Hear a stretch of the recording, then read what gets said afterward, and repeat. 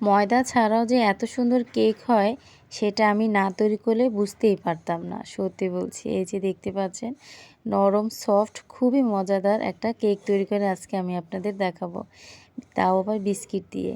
তো এখানে কিন্তু আমি ৪ প্যাকেট বিস্কিট নিয়েছি। তো ব্লেন্ডার জারে দিয়ে আমি গুঁড়ো করে নিয়েছি।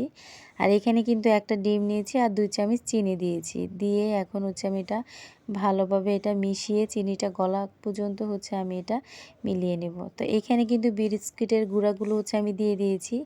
দিয়ে এখন অল্প অল্প দুধ দিয়ে আমি একটা ব্যাটার তৈরি করে নেব। এই যে দেখেন এটা কিন্তু ঘনও না বেশি পাতলাও না। তো এখন আমি একটু বেকিং পাউডার দিয়ে দিব। দিয়ে সামান্য পরিমাণে আমি খাবারের তেল দিব, মানে সয়াবিন তেল। তো দিয়ে ভালোভাবে আমি এটাকে মিশিয়ে নিব।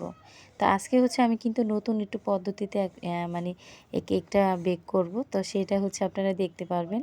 তো এইখানে আমি বাটিতে, যেই বাটিতে কেকটা আমি বেক করব সেটায় একটু পরিমাণে তেল দিয়ে আমি ব্রাশ করে নিয়েছি। আর এই যে দেখতে পেরেছেন কিন্তু আমি কিন্তু আজকে পানিতে সিদ্ধ করতে দিয়েছি পুডিংয়ের মতো। খুব সুন্দর হয়েছিল কেকটা। তার এখানে আমি কেকের জন্য যে ক্রিমটা ফ্রিজ থেকে আগে থেকেই নামিয়ে রেখেছিলাম। তো এই ক্রিমটা আমি ৩২০ টাকা দিয়ে কিনে নিয়ে আসছি। তো এইটার ভিতরে অনেক পরিমাণে আপনার ক্রিম থাকে, ৩-৪টা কেক হবে।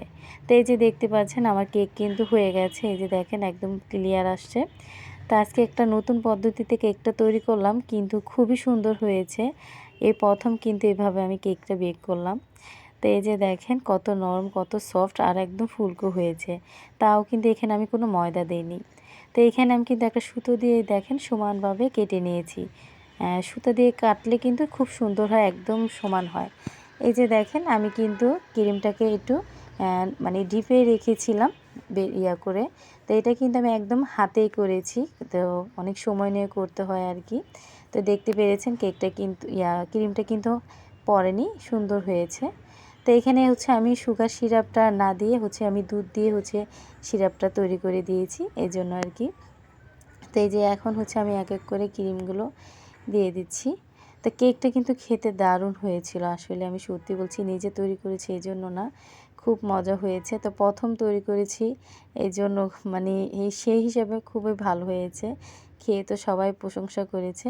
তো যেহেতু প্রথম তৈরি করেছি এই জন্য তেমন সুন্দরভাবে আমি ডিজাইন করতে পারিনি। তো এই যে দেখেন এতটুকুই ডেকোরেশন করেছি। এই যে উপর থেকে আমি বিস্কুটের গুঁড়া একটু ছিটিয়ে দিয়েছি আর মন মতো একটু ডিজাইন করেছি। তা কেমন হয়েছে অবশ্যই কমেন্টে বলবেন।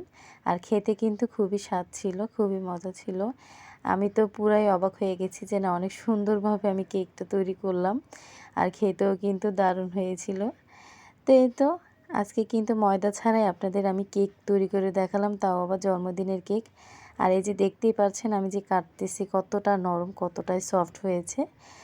এই তো সবাই বাসায় তৈরি করে অবশ্যই খাবেন এইভাবে। তো এই পর্যন্তই ছিল আজকের কেক তৈরিটা। আর আমাদের জাতীয় খাবার এখন তো কেক, তাই না? সবাই ভালো থাকবেন, সুস্থ থাকবেন। আল্লাহ হাফেজ। আসসালামু আলাইকুম।